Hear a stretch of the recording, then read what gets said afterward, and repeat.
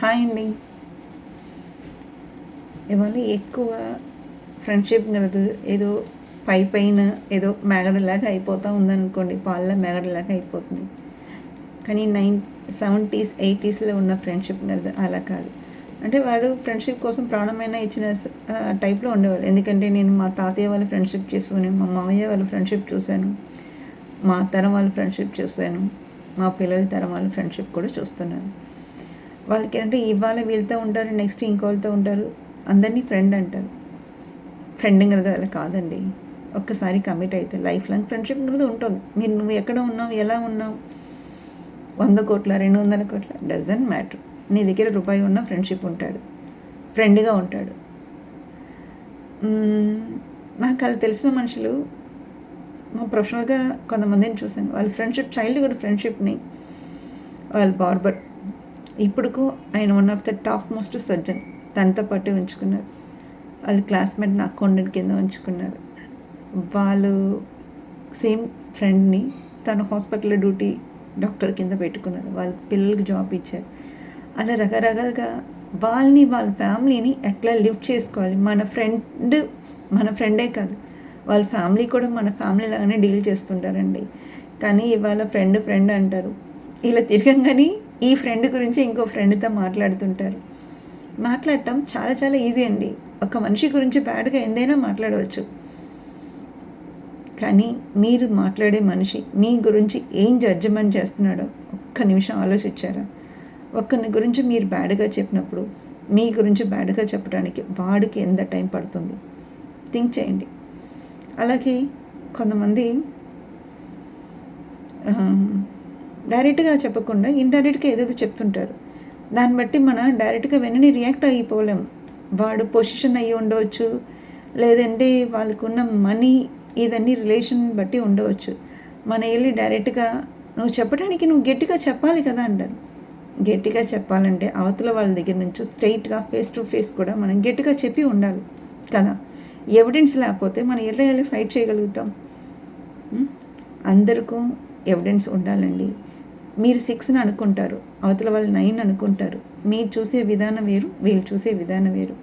మీ యాంగిల్లో మీకు రైట్గా అనిపించవచ్చు. ఫ్రెండ్ని ఎప్పుడు వదలకూడదండి. ఎందుకంటే ఫ్రెండ్స్ ఎప్పుడు ఫ్రెండ్సే కదా.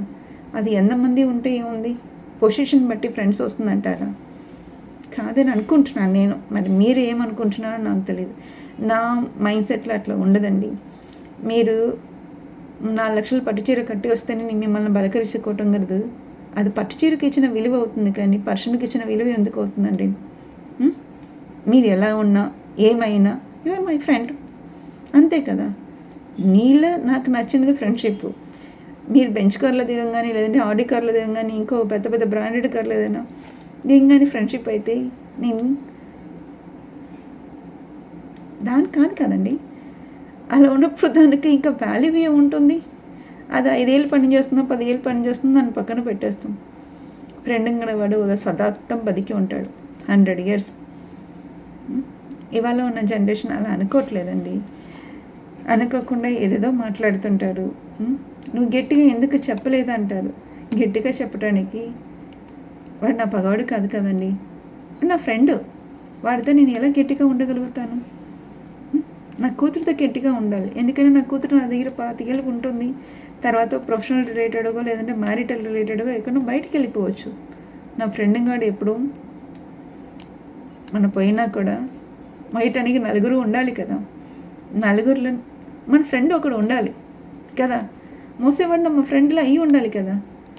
అందరు నమ్మకం పెట్టి నా ఫ్రెండ్ ఉంటే నేను కళ్ళు మూసుకొని నిద్రపోగలుగుతాను అని అనుకున్న కాన్ఫిడెన్స్ రావాలి. కళ్ళు తెరిసి ఉన్నప్పుడే వెనకాల నుంచి పొడుస్తూ ఉన్నా కూడా చూస్తా ఏం పర్లేదులే అనుకుని అబ్జెక్ట్ చేయాలండి. నా ఫ్రెండ్ గురించి మాట్లాడటానికి నువ్వు ఎలా మాట్లాడతావు? నీకేం తెలుసు అని అడగాలి కదా. ఏం తెలిసినా నా గురించి నీకు తెలిసిన, నీ గురించి నాకు తెలిసిన, ఎవడో ఒకడు చెప్పినా కూడా సైలెంట్గా నవ్వుతా అయ్యి ఉండవచ్చా అని వెళ్ళిపోతే ఎలా?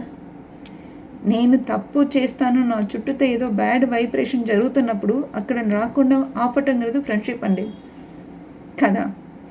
ఆపకుండా అది జరిగిన తర్వాత నువ్వు ఎందుకు అలా రియాక్ట్ అవ్వలేదని అడిగితే ఆ సిచ్యువేషన్ ఏంటో, అక్కడ ఏం జరగబోతుందో ప్రెడిక్ట్ చేసేది ఎలా ప్రెడిక్ట్ చేస్తారు? తెలీదండి. తెలియకుండా మీరు పెట్టే మెంటల్ స్ట్రెస్ ఉంటుంది కదా, మామూలుగా ఉండదు గురుగారు. అనుభవించిన వాడికి అనుభవించినంత ఎక్స్పీరియన్స్ ఉంటుంది. సో అలా చేయొద్దండి. ఫ్రెండ్గా డీల్ చేయండి. ఫ్రెండ్షిప్ కోసం ప్రాణం ఇవ్వవద్దు. అట్లీస్ట్ వచ్చిన అడ్డులైనా తీయండి. అంతేకాని బ్లైండ్ జోన్లో తీసుకెళ్ళి మీరు అనుకున్నట్టు బిహేవ్ చేయాలంటే ఎలా బిహేవ్ చేస్తారు?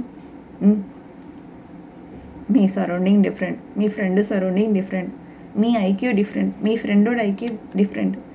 దట్టు అమ్మాయిలేనండి మెంటల్ ఫిజికల్ అబ్యూస్ అనేది చాలా సంవత్సరాల తరబడి పుట్టినప్పటి నుంచి జరుగుతుంటుంది. ఇవాళ ఉన్న జనరేషన్లో అమ్మ నాన్న ఎంతో సేఫ్గా పంపించినా కూడా స్కూల్లో వెళ్ళినప్పుడు టీచర్ అబ్యూస్ చేయవచ్చు, చుట్టాల్లో ఉన్నప్పుడు వాళ్ళు అబ్యూస్ చేయవచ్చు, ఫ్రెండ్స్లో ఉన్నప్పుడు అబ్యూస్ చేయవచ్చు. ఇదన్నీ చెప్తే ఆడపిల్లను ఇది ఏం చేసిందో అని అనుకుంటారు కదా. మనం వెళ్ళి ఓపెన్గా మాట్లాడుకున్న సిచ్యువేషన్ ఇవాళ జనరేషన్లో లేదు. అంటే మాట్లాడినా కూడా సొసైటీ ఎట్లా చూస్తుందో తెలియనప్పుడు నాకు ఇలా జరుగుతుందని చెప్పి నేను కొందికించుకున్నా కూడా ఎవరు పట్టించుకునే వాళ్ళు. అది ఒక్కసారి జరిగితే ఓకే, మేబీ రియాక్ట్ అవ్వచ్చు. రెండోసారి జరిగితే అటువైపు నుంచి చూడకుండా అమ్మాయి వైపు నుంచి చూసే రోజు లేదండి. అలా ఉన్నప్పుడు ప్రతిదానికి అమ్మాయి వెళ్ళి రియాక్ట్ అవ్వాలి అని అనుకున్న ఎక్స్పెక్ట్ చేసి అమ్మాయి మీద ఏదో ఒకటి అనుకోవటం కదా రైట్ కాదు. సో అమ్మాయి కొన్ని పాయింట్లు చెప్పకుండా ఉండవచ్చు, అర్థం చేసుకోవటం కదా ఫ్రెండ్ బాధ్యత. అంతేకాని నీతో అవమానంగా ఉంది, అలా ఉంది, ఇలా ఉంది